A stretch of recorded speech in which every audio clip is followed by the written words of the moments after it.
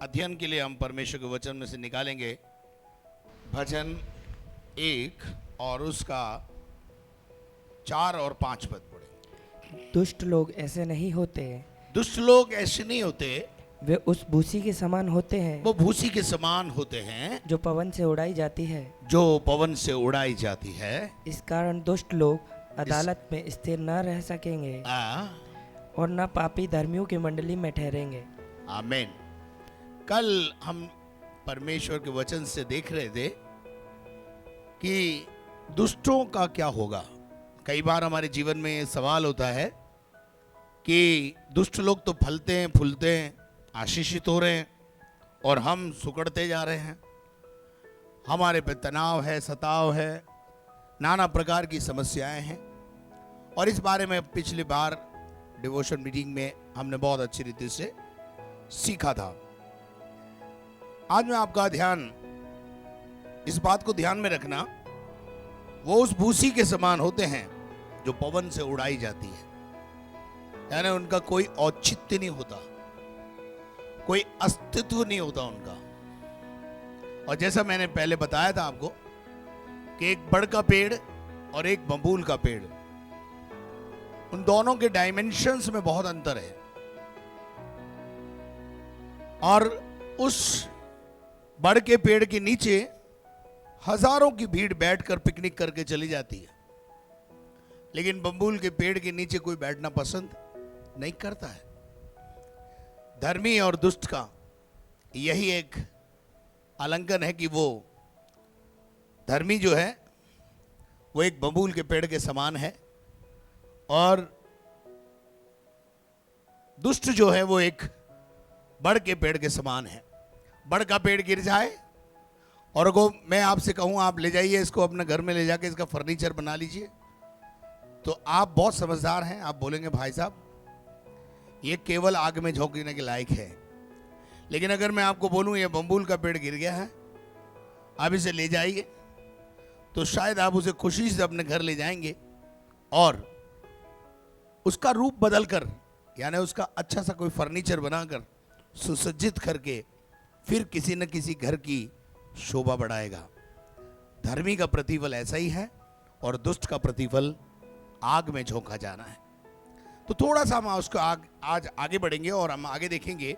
वहां लिखा है, इस कारण दुष्ट लोग अदालत में स्थिर नहीं रहेंगे। कई बार अजीजों हमारे जीवन में ऐसा हमें महसूस होता है कि इस दुनिया में जो अदालत है, उस अदालत में कई बार न्याय नहीं मिलता।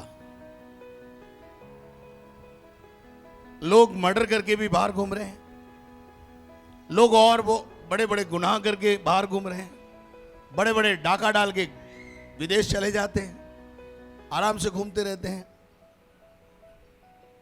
और शायद उनके खिलाफ अदालत में केस भी दर्ज हैं, लेकिन अदालत भी उनके फेवर में। लेकिन एक अदालत है जिसमें सच्चा न्याय होगा। वो उस अदालत के बारे में आप जानते हैं। यहां लेखक जो बोल रहा है ना, उस अदालत के बारे में बोल रहा है। दुष्ट लोग उस अदालत में स्थिर नहीं रहेंगे।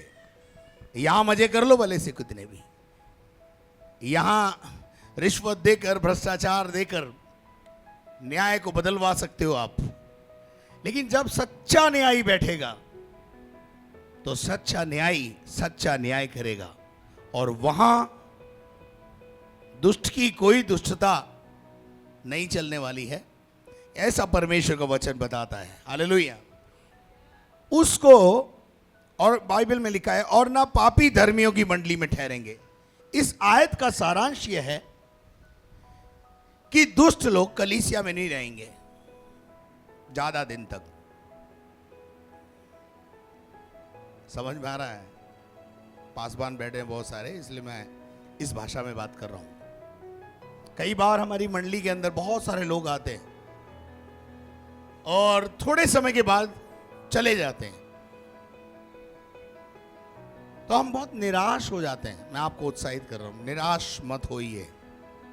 यीशु मसीह ने अपना खलियान साफ किया है। समझ में आई हो तो जोर से बोलो हालेलुया। उसको अपना खलियान साफ, खलियान क्या है? उसकी मंडली, उसका कार्यालय, उसका भवन, उस भवन की सफाई करना उसको आता है।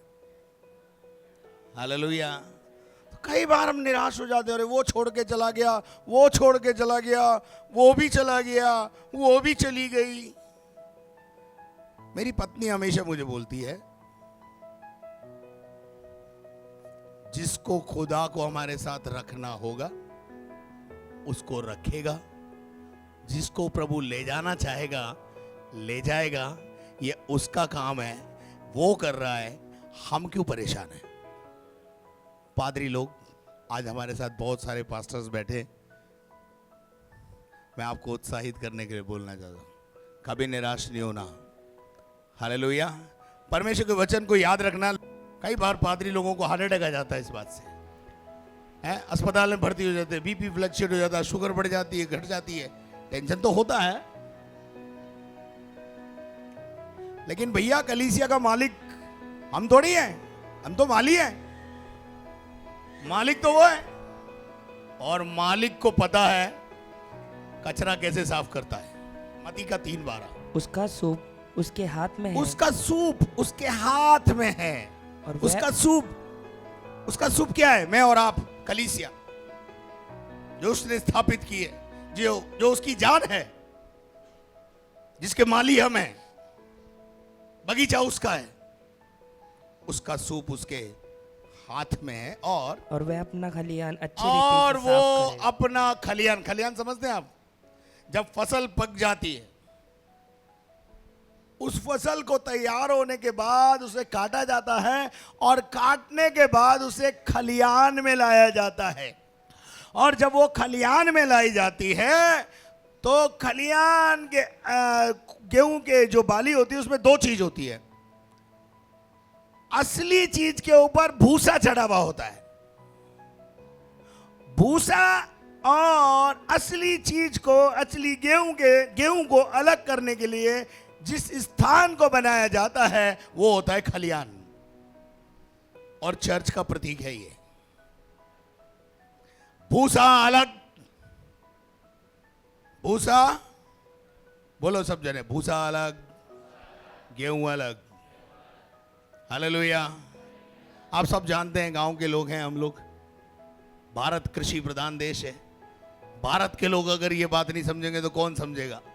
अमेरिका वाला नहीं समझ सकता जल्दी से, लेकिन हम भारतीय हैं, कृषि प्रधान देश में रहते हैं, बहुत सरलता से इस बात को समझ सकते हैं कि खलियान वो स्थान है जहां ला करके भूसे को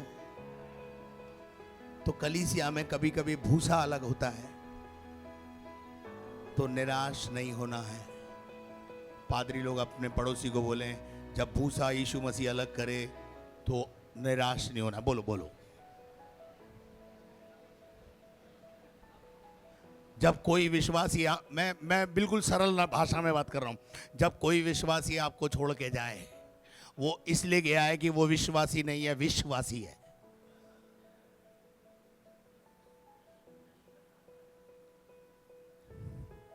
समझ में आई हो तो बोलो हालेलुया, हालेलुया। मैं आपको एनकरेज करने के लिए खड़ा हुआ हूं, कभी निराश नहीं होना।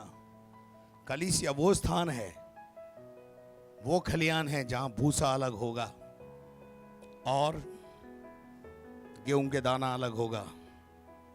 एक और आयत पढ़ लीजिए आपके उत्साह के लिए, आमोस 9:9। मेरी आज्ञा से इजराइल का घराना सब जातियों में, सब जातियों के बीच में ऐसा चाला जाएगा जैसा अन्न चलनी में चाला अन्न जाता को है। बहनें जो हैं घर में जो है लेती हैं और चलनी में डालती हैं, छानती है उसको, ऐसे ऐसे चलाती है, वैसे ही मेरा और आपका परमेश्वर कलीसिया के विश्वासियों को लेकर चलनी में डालकर चलाता है।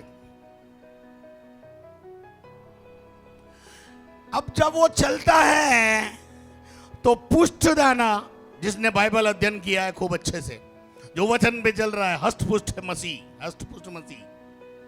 कभी चलनी से बाहर नहीं जाएगा, कभी कलीसिया से बाहर नहीं जाएगा। जाएगा कौन?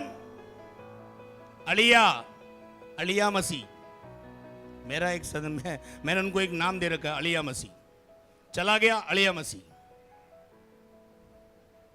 इधर ही है पुष्ट मसीह। हालेलुया। इसलिए कभी भी कर कौन रहा है? ये अलगाव कौन कर रहा है? ये सफाई कौन कर रहा है? पवित्र आत्मा परमेश्वर कर रहा है। हालेलुया। उसके काम में कौन हस्तक्षेप कर सकता है जी? कब तक कलीसिया में रहेगा? It is his matter. अलिया मसीह जाएगा, पुष्ट मसीह रहेगा। इसलिए पादरी लोग अपने हृदय में कभी अपने आप को कमजोर नहीं समझे। वो भी छोड़ गया, वो भी छोड़ गया, सभी छोड़ गए। छोटे झुंड मत डर, क्योंकि पिता को भाया है कि तेरा शहर तुझे ही देगा, तू उस पर राज्य करेगा। Hallelujah, hallelujah. कई बार हम जो है डिसहार्टेड हो जाते हैं, लेकिन खलियान उसका है।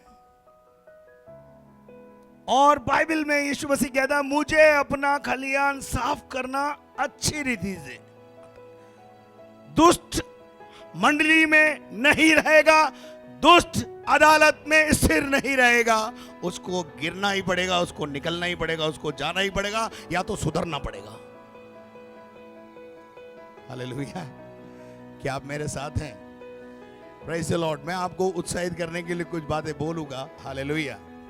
भजन संहिता में वापस आएंगे और कुछ आयतें आपको और दूंगा, जिससे आपको पता चलेगा कि परमेश्वर अलगाव करता है। हालेलुया। अलगाव करता है। एक दर्शन पाया हुआ व्यक्ति और एक दर्शन नहीं पाया हुआ व्यक्ति कभी साथ नहीं चल सकते, और चलेंगे तो रास्ते में ठेलम ठेला होगा। ठेलम ठेला समझते हैं आप? उसका उदाहरण है लूत। लूत को कोई दर्शन था क्या? दर्शन अब्राहम को था, दर्शन चाचा को, भतीजा भी चल पड़ा, आगे जाके टंडा हुआ, ठेलम ठेला हुआ। वो ये सच है कि वो आपस में नहीं लड़ रहे थे, लेकिन उनके सेवक आपस में लड़ रहे थे। खुदा ने क्या कहा? निभाता रहे इसको। एक दर्शन पाया हुआ व्यक्ति दर्शन पाए हुए व्यक्ति के साथ ही चल सकता है। भाई, मेरे साथ चलना इतना आसान नहीं है। एक दर्शन पाया हुआ व्यक्ति दर्शन नहीं पाए हुए व्यक्ति के साथ चलेगा। खुदा उतर के बोलेगा, इसको अलग कर। हेलो। उसके बाद और एक और उदाहरण दे देता हूं आपको। बुद्धि और शरीर से जन्मा हुआ व्यक्ति आत्मिक लोगों की संगति में नहीं रहेगा। जब तक इस्माइल अब्राहम के घर में रहा, जब तक कि इसाक पैदा नहीं हुआ। जैसे ही इसाक पैदा हुआ, पादरी साहब खुदा उतर के आया, बोला है, ये बुद्धि की आत्मा और ये शरीर की औलाद को अलग कर। दोनों साथ नहीं रह सकते। खुदा अपना खलिहान साफ करता है।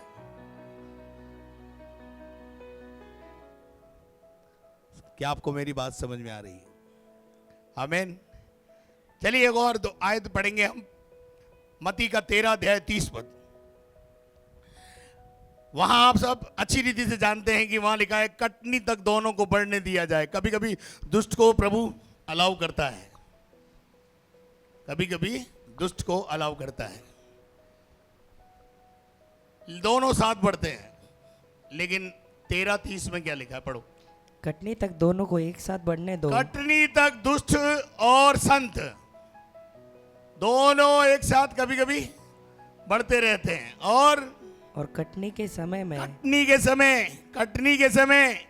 काटने वालों से परमेश्वर कहेगा कि पहले जंगली दानों पहले दुष्ट को बटोर।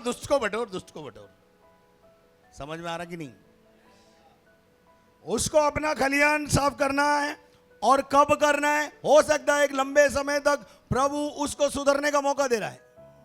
आपकी कलीसिया में कोई दुष्टता कर रहा है आपके साथ, हो सकता है समय दे रहा है प्रभु, लेकिन जिस दिए गए समय तक यदि वो नहीं समझता है तो एक समय आएगा खुदा स्वर्गदूतों के हाथ में हंसिया देकर के भेज देगा, बोले जा मेरी कलीसिया की सफाई करके आ,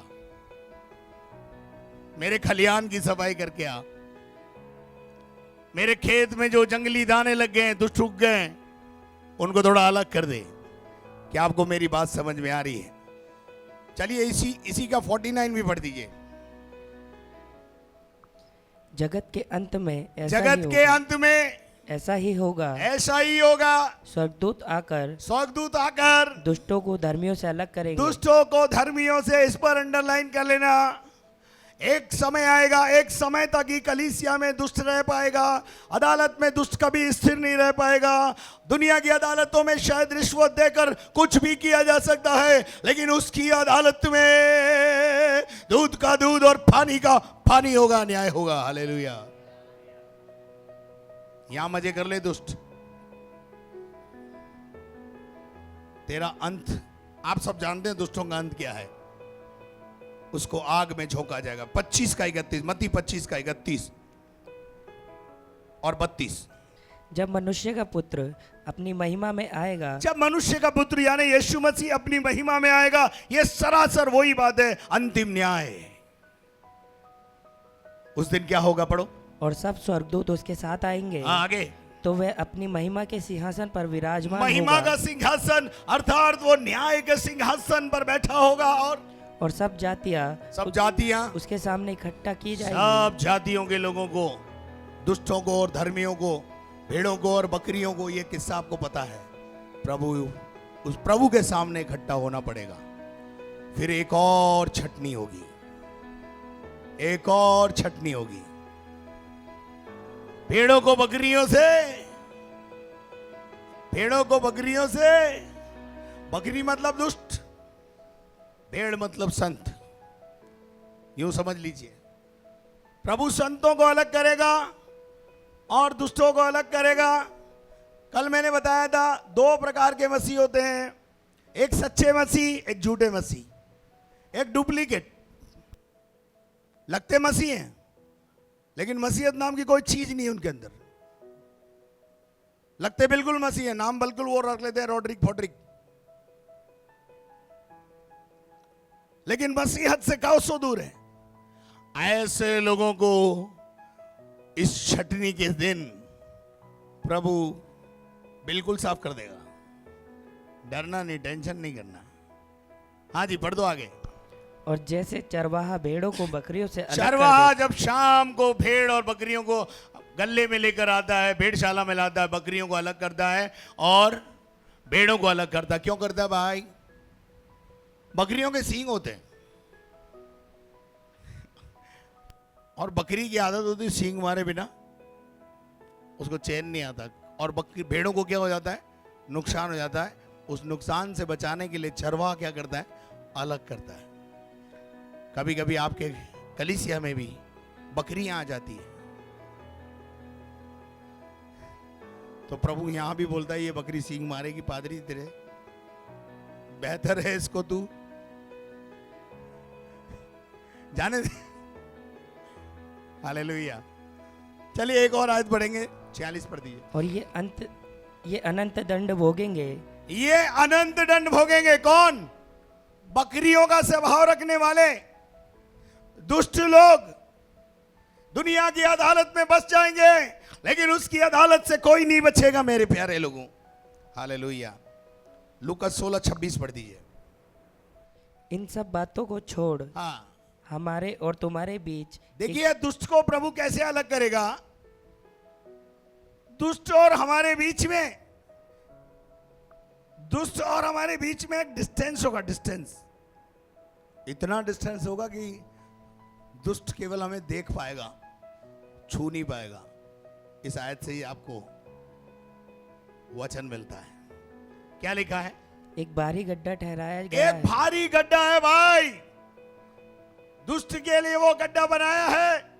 दुष्ट के लिए जो गड्ढा बनाया है और जगह है उसकी नरक, अधोलोक।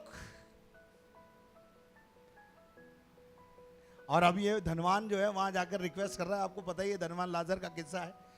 प्रभु जी लाजर को भेज दो, एक बूंद पानी पिला दो।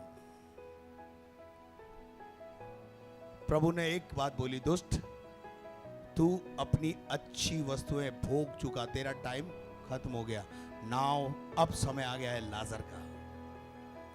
हालेलुया। मैं आपको बोलना जा रहा हूं, आपके अच्छे दिन आने वाले हैं। मैं आपको बोलने जा रहा हूं, आपके अच्छे दिन आने वाले हैं। रिसीव कर लो इनको। आमीन, आमीन। प्रभु का वचन कहता है, जैसे लाजर अच्छे दिनों का अनुभव कर रहा है, ऐसे ही मैं और आप अनंत काल तक अच्छे समय का अनुभव करेंगे। लेकिन दुष्ट का स्थान पीड़ा है। दुष्ट धर्मियों की मंडली में और अदालत में, कलीसिया में दुष्ट ज्यादा दिन तक दुष्टता नहीं कर पाएगा, ध्यान रखना। वो करने नहीं देगा क्योंकि खलियान उसका है। और एक बात और बता दूं, मैं और आप उसकी आंख की पुतली हैं। जो हमें छुएगा, हमें छूना इतना आसान नहीं है। क्या आप मेरे साथ हैं? हालेलुया। क्योंकि मैं ऐसा मानता हूं, मैं परमेश्वर की आंख की पुतली हूं। हालेलुया। मेरे अजीजों, 17:34 भी पढ़ते बेटा ऐसी, लूका 17:34। मैं तुमसे कहता हूँ, हाँ, उस रात दो मनुष्य एक खाट पर होंगे, एक ले लिया जाएगा, एक ले लिया जाएगा और एक छोड़ दिया जाएगा। उसको अपना खलियान साफ करना आता है। धर्मी को उठा लेगा और दुष्ट को पहुंचा देगा। देखिए, जब लाजर मरा तो स्वर्गदूत आए और उसको अब्राहम की गोद में पहुंचा दिया, ठीक है ना। और जब धनवान मरा तो उठा के उसे अधोलोक पहुंचा दिया गया। खुदा को मालूम है आपकी डेस्टिनेशन, इसलिए कभी भी दुष्टता करे और बड़े पंगा मत लेना। एक और सलाह, आप ऊंचाई पे जाना चाहते हैं, आप बढ़ना चाहते हैं, आप ऊंचाई पे जाना चाहते हैं, आप बढ़ना चाहते हैं, अपने आलोचकों से कभी मुंह मत मोड़ना। अपने आलोचकों को बिल्कुल इर्द गिर्द रखना। जब तक आपके आलोचक आपके इर्द गिर्द रहेंगे, एक तो आप स्थिर रहेंगे, नंबर 1। मैं पादरियों से बोल रहा हूं, एक आप स्थिर रहेंगे। क्यों? अलर्ट रहेंगे ना, अलर्ट रहेंगे आप। मेरा आलोचक पास ही है, ये अभी आलोचना कर देगा, अभी कहीं गलती पकड़ी तो मर गए। जब हम अपने आलोचकों को दूर करते हैं, हमारे गिरने के चांस बढ़ जाते हैं। लेकिन जब आलोचक पास है तो स्थिरता आती है, हम संभल कर एक एक कदम रखते हैं। क्या आप मेरे साथ हैं? अपने आलोचकों से कभी मुंह नहीं मोड़ना। और मैं एक और बात बता दूं आपको अंदर की, आपके आलोचक ही आपका प्रचार करेंगे। वो आलोचक क्या करते हैं मालूम है? यीशु मसीह का प्रचार नहीं करते हैं, वो आपका प्रचार करेंगे, आपके बारे में ज्यादा लोगों को बताएंगे। उनके पास विषय ही वो है ना, आप उनके गीतों का विषय है, हमारे गीतों का विषय तो उसकी आराधना है, और आलोचक के गीत का विषय आपकी आराधना और आपकी बढ़ोतरी करवाना है। कोई तो बोले हालेलुया। मेरा कहने का मतलब यह है, निराश नहीं होना है। हालेलुया। कभी निराश नहीं होना है। उन्नति के कुछ गुण होते हैं, कुछ बातें होती हैं, उनको हमेशा अपने जीवन में बनाए रखें। आलोचकों को कभी दूर नहीं करें। आलोचक ही आपको ऊपर ले जाते हैं, और आलोचक आपको क्या करते हैं मालूम है? खुदा के कलाम पर चलने के लिए मजबूर कर देते हैं। पता नहीं आपको अनुभव है नहीं, मेरे को तो अनुभव है। जब तक आपके आलोचक आपके पास रहेंगे, आप स्थिर रहेंगे, आपकी बढ़ोतरी तय है। आमीन। दुष्ट अदालत में स्थिर नहीं रहेगा और मंडली में भी, पड़ोसी को बोलो मंडली में ज्यादा दिन तक नहीं रहेगा। हालेलुया। डोंट क्राई पास्टर्स, जब कोई आपको छोड़ के जाए रोना नहीं, खुश होना। खुदा धन्यवाद, खलियान साफ कर रहा तू अभी तक। ताली बजानी तो ढंग से बजाओ, नहीं बजानी मत बजाओ।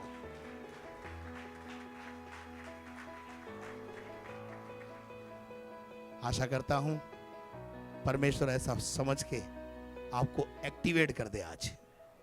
आज के बाद आप कभी नहीं रोना। खुदा को धन्यवाद देना, खुदा तेरा धन्यवाद कचरा गया, क्योंकि कचरा ही बाहर जाता भाई। घर में कचरा रखते क्या आप? पत्नी भी बोलती है क्या कबाड़ा जमा कर रखा, हटाओ ना इसको। काम का न काज का, दुश्मन अनाज का जगह रोका। हालेलुया। तो जब दुनिया भी पत्नी ऐसा बोलती है, यार वो तो मालिक है मेरा और आपका और इस कलीसिया का। हालेलुया। दुष्ट अदालत में कभी खड़ा नहीं हो पाएगा, स्थिर नहीं रह पाएगा, उसको गिरना है और उसकी मंडली में कभी बैठ नहीं पाएगा, ज्यादा दिन तक टिक नहीं पाएगा। जब आप दुष्ट को बढ़ते हुए देखें, घबराए नहीं, परेशान ना हो। प्रभु ने उसके लिए एक समय नियुक्त किया हुआ है। उस समय तक शायद प्रभु उसे समय दे रहा है। हालेलुया।